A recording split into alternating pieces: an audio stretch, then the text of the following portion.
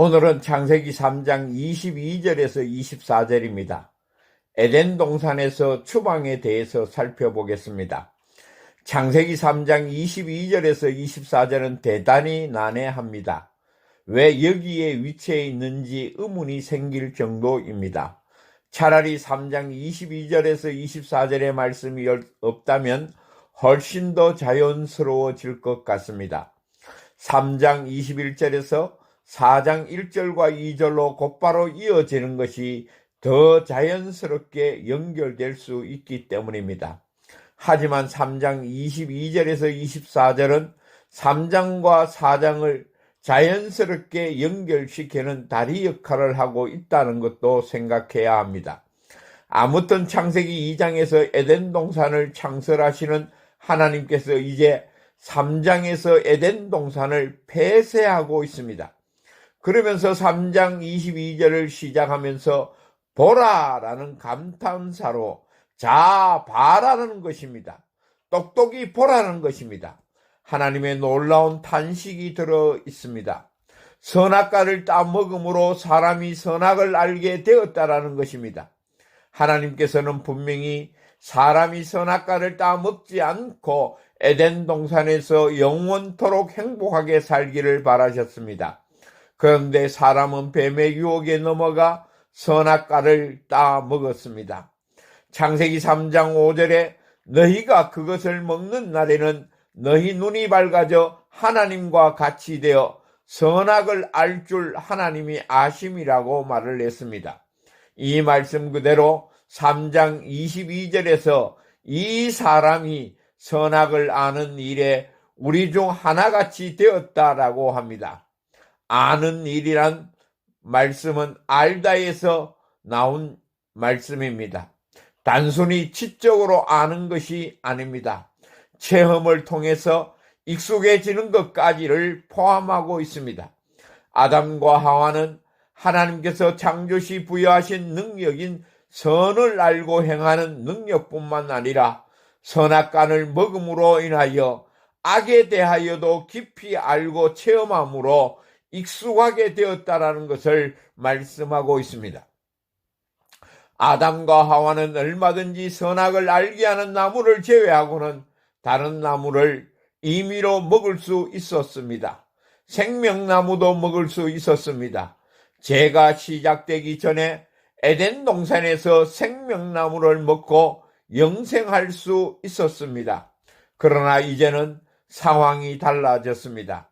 사람이 선악을 알게 하는 나무를 따 먹음으로 반드시 죽어야 합니다. 그 죽음의 불행한 상태에서 계속해서 생명나무를 먹으면서 영원히 사는 것은 결코 바람직한 것이 못 되는 것입니다. 영원한 심판과 정죄와 형벌의 저주 아래 있는 것입니다. 차라리 죽는 것보다도 더 못한 고통과 비탄의 삶을 영원히 살게 되는 것입니다. 사실 죄에 대한 심판과 고통과 저주 속에 영원히 사는 것은 진정한 의미에서 영생이라고 할 수 없습니다. 그것은 영원한 형벌입니다. 때문에 인간이 죽지 못하고 사는 지옥의 삶을 영생이라 하지 아니하고 영원한 멸망이라고 부르는 것과 같습니다. 3장 23절에서 하나님께서는 에덴 동산에서 그를 내보내신 것입니다. 에덴 동산에서 추방시켜 버린 것입니다. 그것은 사람이 영원한 멸망에 빠지지 않도록 하기 위한 하나님의 놀라운 사랑의 배려입니다. 다른 말로 하면 구원받을 수 있는 기회를 주시기 위해서입니다. 죄의 문제를 해결할 기회를 위해서입니다. 죄는 하나님만이 해결할 수 있습니다. 또한 죽음을 통해서 해결할 수 있습니다.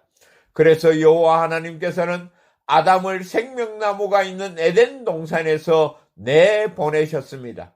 그것은 선악을 알게 하는 나무를 따먹고 범죄한 아담으로 하여금 제약된 상태에서 더 이상 생명나무의 열매를 따먹고 영생하는 것을 막기 위함입니다. 이와 같이 죄란 아담이 에덴 동산에서 추방됨으로 생명의 근원이신 하나님으로부터 끊어지게 되는 것입니다. 죄는 하나님과의 관계가 깨어지게 만드는 것입니다. 따라서 죄의 삭선 사망입니다. 죽음입니다. 물론 에덴 동산에서 추방당하는 것은 그 즉시 죽지 않습니다. 육신의 생명은 여전히 살아 있습니다. 그러나 그의 영혼의 생명은 죽은 것입니다.